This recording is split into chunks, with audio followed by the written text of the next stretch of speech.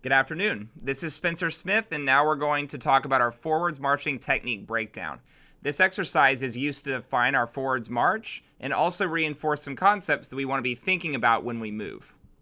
First off, we're going to show you the full exercise, and then we'll spend some time afterwards breaking down the individual parts. Dud, dud, dud. Move point, move in, push up, push in, push one, push in, push one take, halt, freeze, push one press two, halt, freeze. The first part of the exercise is what we call move point. The purpose of this part is to define the shape of our leg when we take our first step. We will start with our left foot. We're looking for 5 main things. 1, the knee does not bend when we take our step. 2, the leg rotates from the hips. 3, the ankle rotates evenly to a foot that points forwards. Think like you're pushing a marble forwards with your big toe.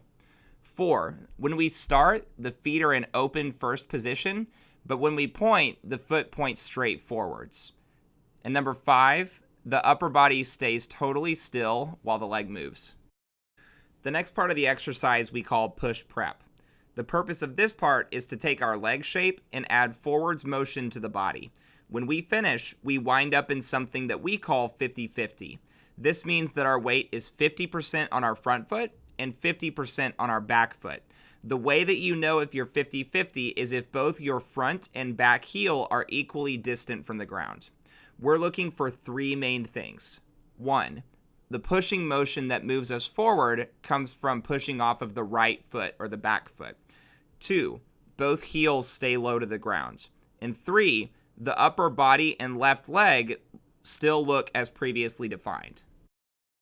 The next part of the exercise we call push 1. The purpose of this exercise is to add a flexed toe to the left foot while still finishing in 50-50 and maintaining the shape of our legs.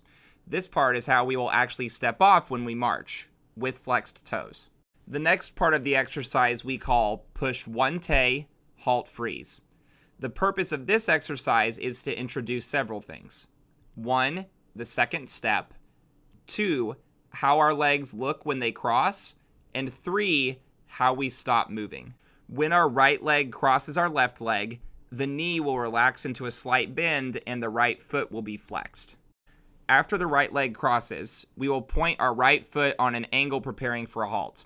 When we point, the small toe should touch the ground first as we slowly accept the weight. When the left leg joins the right leg, it will stay long and the feet will finish at an angle just like how we started. The next part of the exercise we call push 1 cross 2. This part of the exercise is the same as the previous part, except we don't freeze when the legs cross. After we finish the breakdown, we can take 8 steps and apply all of the concepts from our exercise. Notice how the feet start at an angle, become parallel when we march, but finish on an angle so that we look the same at the end as we did at the beginning.